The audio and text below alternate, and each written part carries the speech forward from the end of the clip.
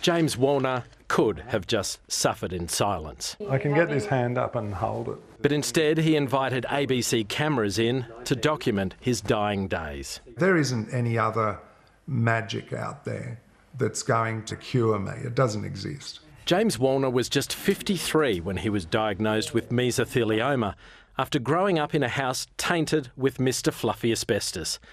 Unlike other asbestos victims, he had no path to compensation.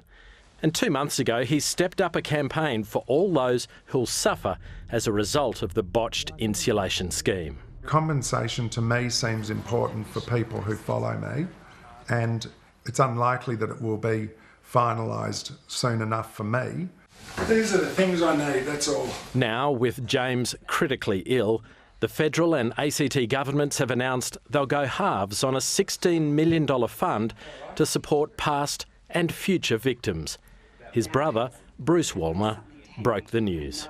He said, "Oh, I can't believe it." He said, "That's fantastic, Bruiser." He said, "It's just a shame somebody has to die."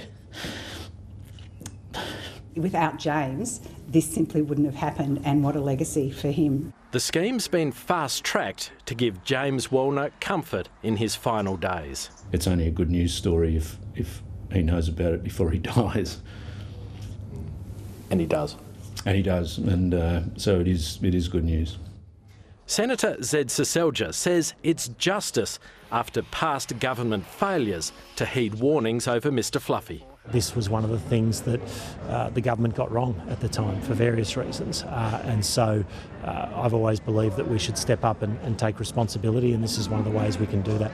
It's a bittersweet victory for the Wallners, but both governments have pledged to help as many victims as come forward. James Wallner had managed to do what many before had tried and failed, to bring together two, at times reluctant governments, to acknowledge that there would be Mr Fluffy residents who would die from mesothelioma. As a final tribute, the compensation scheme is expected to be named in his honour.